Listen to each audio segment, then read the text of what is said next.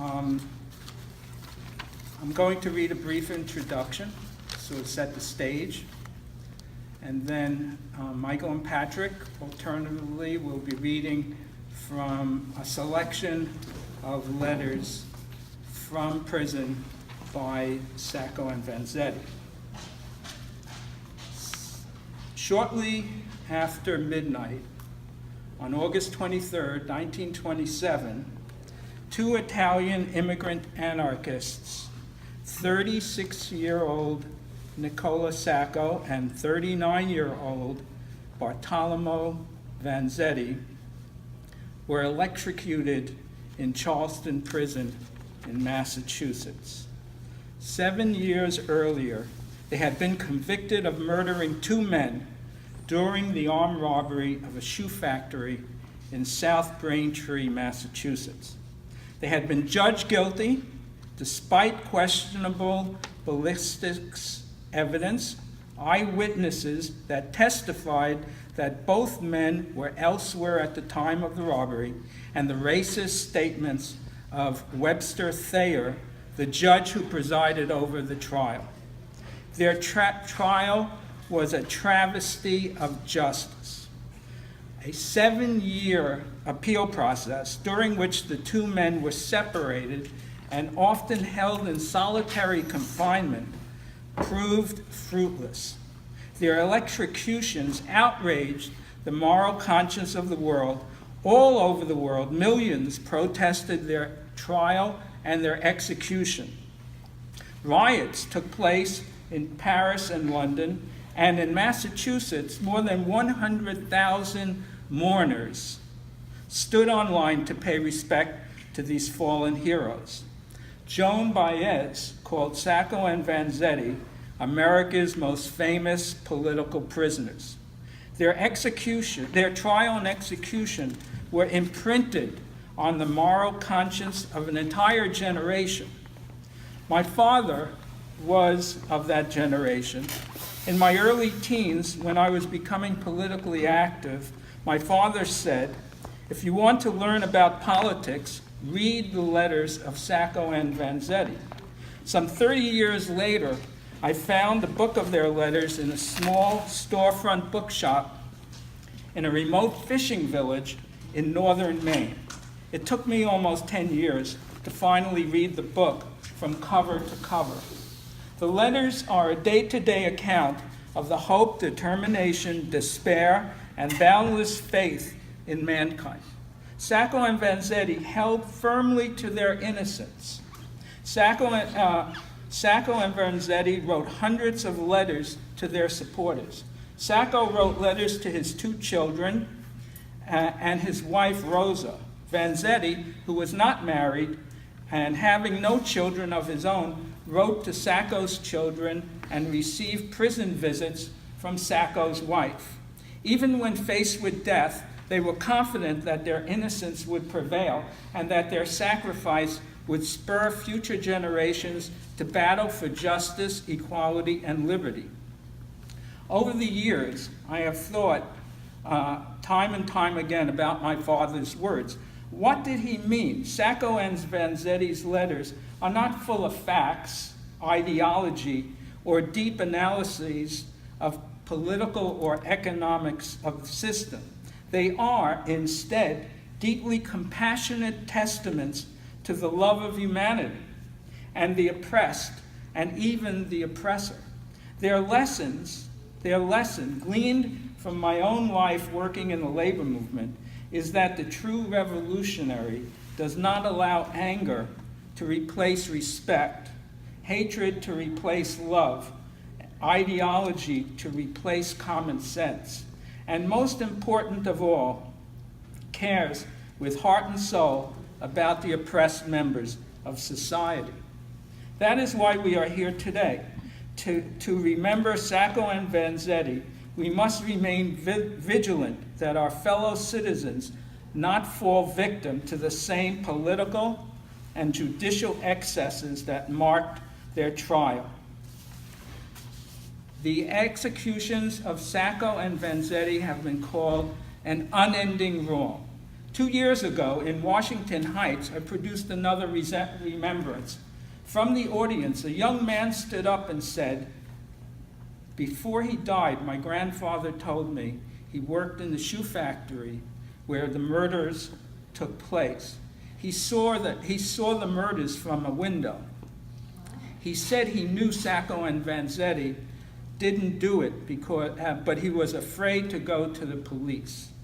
Later, a woman in the audience told me her grandfather, a minister, was asked by Judge Thayer to spend the night with him the night of the execution. He didn't want to be alone, she said. Finally, one of the actors, David Margulis, who read the letters, told me that as a child, his father used to read him the letters before he went to sleep. The selections of letters you will hear today will be read by Michael Griffin and Patrick Mellon, both accomplished actors who have appeared on stage and screen. I want to personally thank you both for volunteering and coming to do this job. The selection of letters was made by myself and Edwina Williams.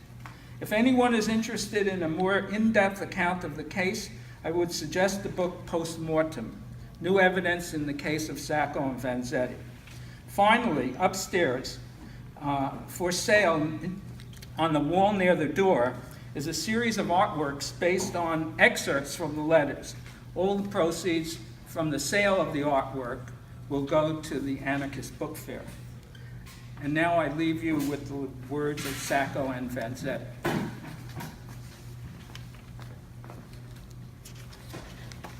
In a letter by Bartolomeo Vanzetti, May 12, 1927, written in Dedham Jail to Alice Stone Blackwell. Here I am, closed in a cell all the time, except an hour a day, walking in the yard. This enclosure affects my mind a great deal. I feel dizzy, and I'm never in a good, discreet mood to write. I want to write letters on the case to a comrade in France who would publish them in his weekly in Paris, translate them in French for your French journals, and send to other periodicals in Italian language. Well, I have scribbled for over a week without succeeding to produce a single satisfactory line. I have now ready some 32 pages, but it is what we call an ugly copy. Yet, I hope to accomplish it soon, and next to fulfill my promise to you. A letter from Bartolomeo Vanzetti, letter to Sarah Root Adams, written in Dedham Jail, May 25th, 1927. But we too have a faith, a dignity, a sincerity. Our faith is cursed, as all the old ones were at their beginning, but we stick to it as long as we honestly believe we are right. Both I and Nick would have followed our old beliefs, practiced the old moral and life sanctioned by laws and churches. We could have grown rich on the poor, had women, horses, wealth, honors, children, all rests, boundnesses, and pleasures and joys of life. We have renounced voluntarily to almost all of even the most honest joys of life when we were at our 20s. Lately, we have sacrificed all to our faith. And now that we are old, sick, crushed, near death, should we now, after having endured 3 deaths and lost all, should we now quake, recant, renegade, be vile for the love of our pitiable carcasses? Never, never, never, dear friend Adams. We are ready to suffer as much as we have suffered, to die, but be men to the last. On the contrary, if I am shown to be wrong, then I would change. This is the only thing which could change me. Well, this is almost all for now. Not all the American people are desirous of doing us justice. In our side are the high-class professional, together with the labor unions, the humble, the Italians, and almost all the other immigrants, and of course, the radicals. Against us are business, money, power, businessmen, small property owners, Salesmen, butchers, bakers, storekeepers, the candlestick makers, the members of the newest country club, the broker, the courts, etc. Our friends must speak loudly to be heard by our murderers. Our enemies have only to whisper and even be silent to be understood.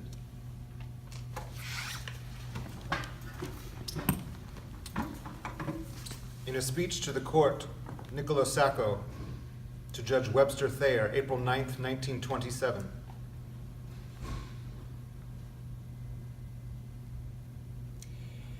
Nicholas Sacco, have you anything to say why sentence of death should not be passed upon you? Yes, sir. I am no orator. It is not very familiar with me, the English language, and as I know, as my friend has told me, my comrade Vanzetti will speak more long, so I thought to give him the chance. I never knew, never heard, ever read in history anything so cruel as this court. After 7 years prosecuting, they still consider us guilty. And these gentle people here are arrayed with us in this court today. I know the sentence will be between two classes, the oppressed class and the rich class, and there will be always collision between one and the other. We fraternize the people with the books, with the literature. You persecute the people, tyrannize them, and kill them. We try the education of people, always. You try to put a path between us and some other nationality that hates each other. That is why I am here today on this bench, for having been of the oppressed class. Well, you are the oppressor. You know it, Judge Thayer. You know all my life. You know why I have been here, and after 7 years that you have been persecuting me and my poor wife, and you still today sentence us to death. I would like to tell all my life, but what is the use? You know all about what I say before, that is, my comrade will be talking because he is more familiar with the language, and I will give him a chance. My comrade, the kind man to all the children, you sentenced him 2 times, in the Bridgewater case and the Dedham case, connected with me, and you know he is innocent. You forget all this population that has been with us for 7 years to sympathize and give us all their energy and all their kindness. You do not care for them. Among that peoples and the comrades in the working class, there is a big legion of intellectual people which have been with us for 7 years, to not commit the iniquitous sentence, but still the court goes ahead. And I want to thank you all, you peoples, my comrades, who have been with me for 7 years with the Sacco-Vanzetti case. And I will give my friend a chance. I forget one thing which my comrade remember me. As I said before, Judge Thayer know all my life, and he know that I am never guilty, never. Not yesterday, nor today, nor forever.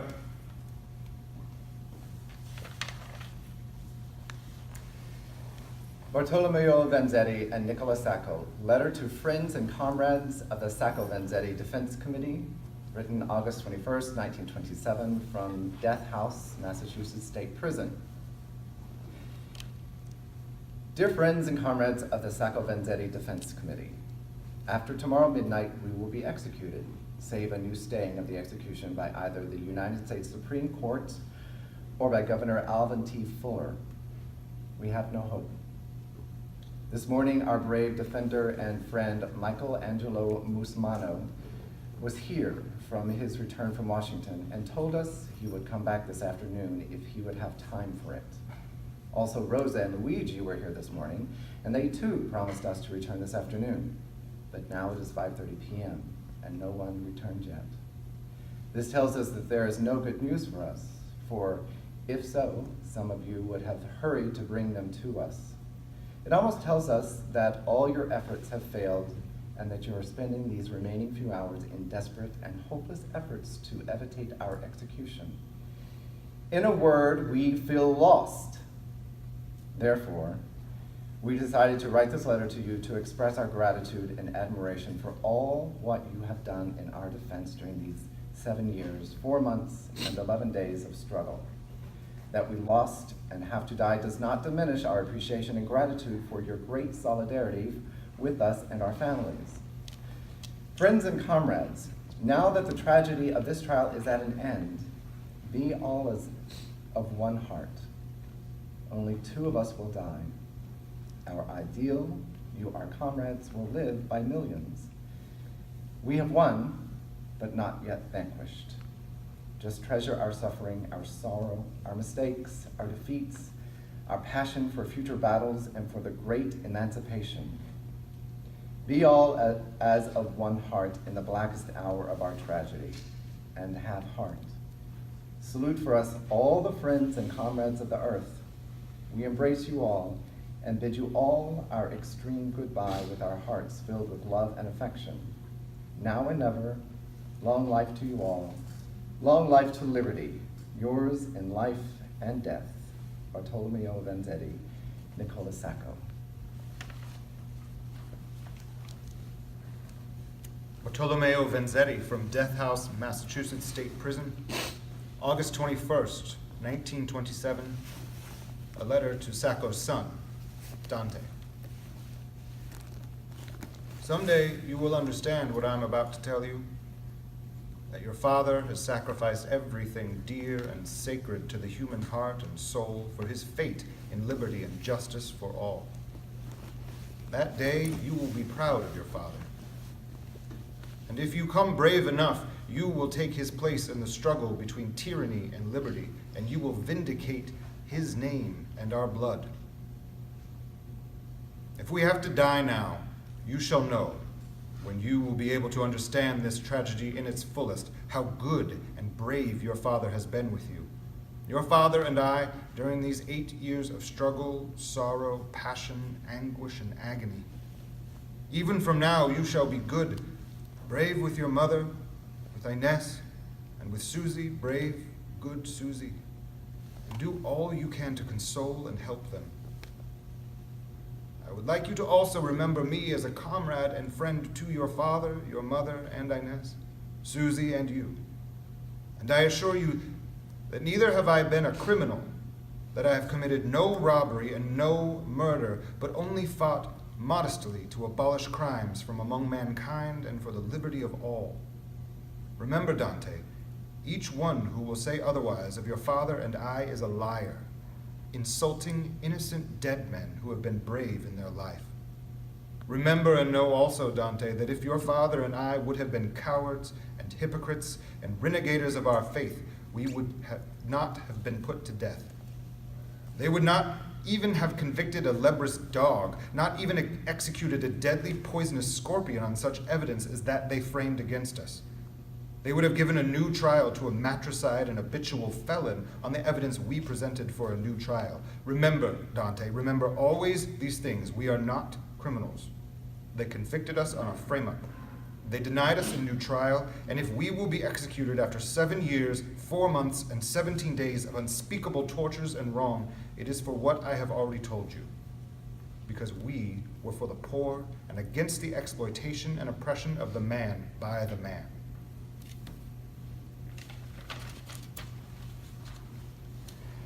Nicola Sacco, February 4th, 1927, Dedham Jail, letter to Bartolomeo Vanzetti. Dear Bartolo, here I am always in this narrow, sad cell, walking up and down, while I were trying to give an idea to each one of the dear images that very often crowd my mind. I were thinking that after all these long persecution years, instead, to open our prison door, the storm continues to pass upon our shoulder, one more cruel than another. But there between these turbulent clouds, a luminous path run always toward the truth. And here under the blue radiant skies, a little beloved sweet home in my eyes appear, while two lovely children seeking and calling their dear father. And at the high top, a worn and tired but young, holy dear mother sitting there looking at the children and smiles with warm gaze, waiting to embrace her dear comradeship. And not far off, but near this dearest vision, at the cypress tree where the sunlight were shining, your loyal and faithful picture of yesterday. today in my eyes appear as a martyrdom. The vision of this picture were none but the idea that I had in my mind for several days to send you these words.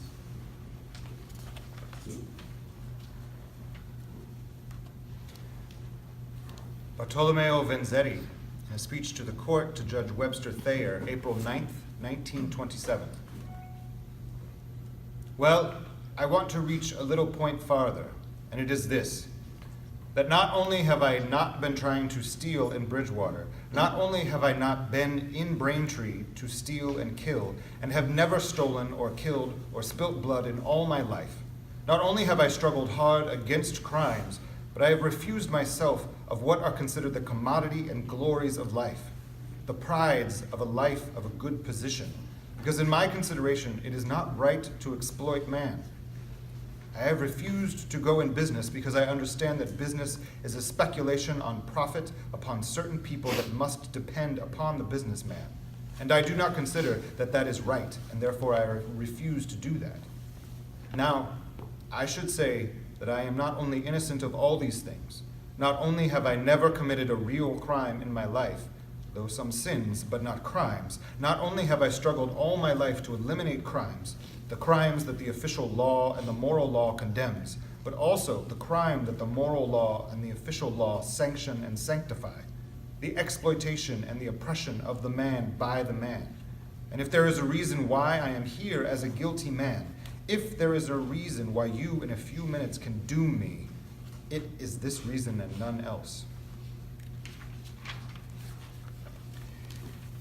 Bartolomeo Vanzetti, letter to Mrs. Evans, Charleston Prison, July 14th, 1927. Thank you also for the little branch of roses. It is a special bless here. I am sorry that you are not admitted, for I would like to see you, but you know the circumstance, and though the authorities here are generous and considerated, yet it is hard, very, very difficult. But if I have to be executed, I will do all the little I can to see you again.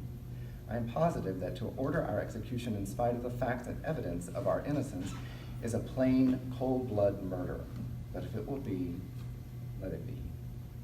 I brought my pebble to the altar of freedom and life, and even if the great all will disintegrate my body and soul into its immense bosom, it will infuse my faculties and attributes in the newborns of women, and safe, their race will abjure life to death. My banner, falled from my hand, is already plucked up and upheld by stranger hands, and will be in the highest whenever the ideal triumphs.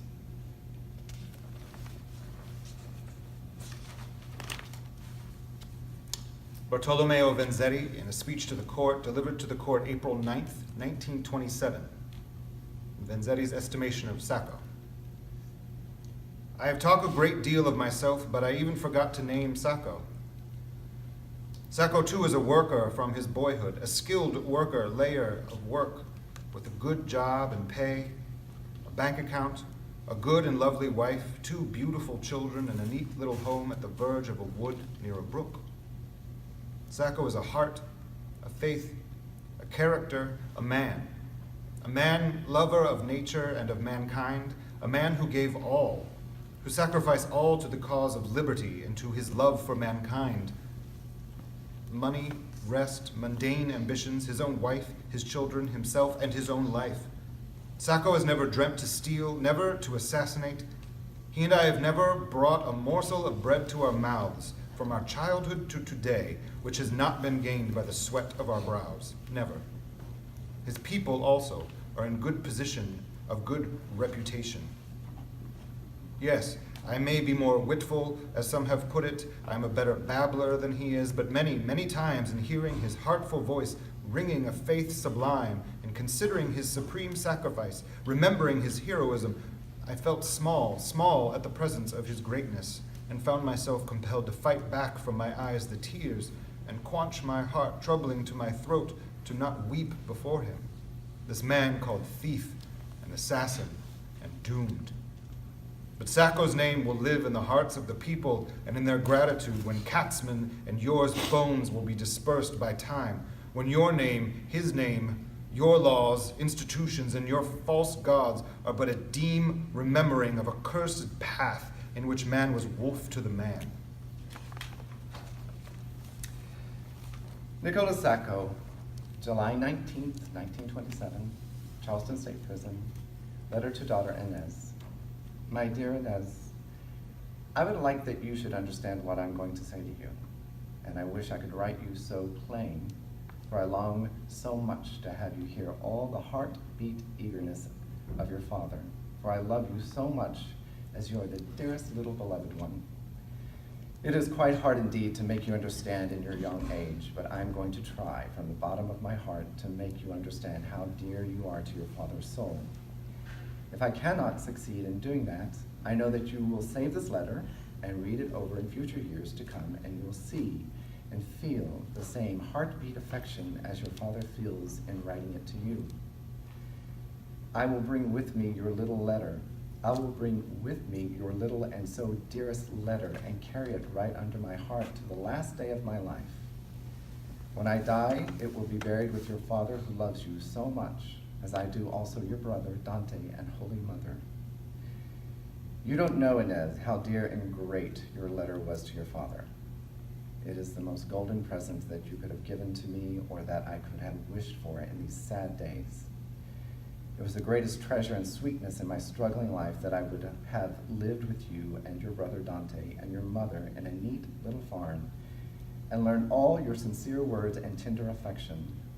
Then in the summertime to be sitting with you in the home nest under the oak tree shade, beginning to teach you of life and how to read and write, to see you running, laughing, crying, and singing through the verdant fields, picking the wild flowers here and there from one tree to another, and from the clear, vivid stream to your mother's embrace.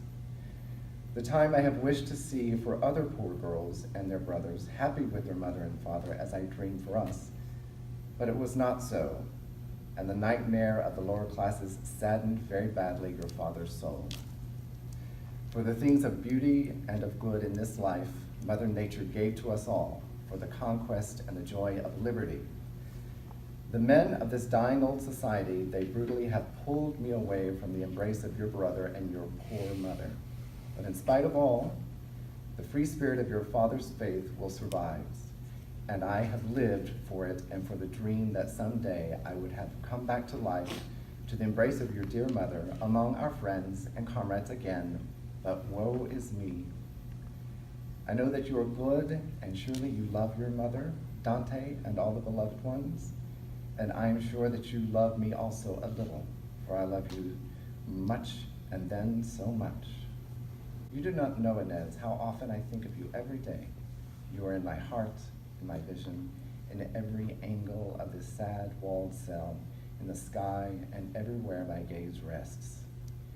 Meantime, give my best paternal greetings to all the friends and comrades, and doubly so to our beloved ones. Love and kisses to your brother and mother.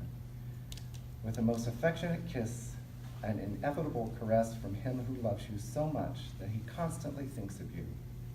Best warm greetings from Bartolo to you all, your father.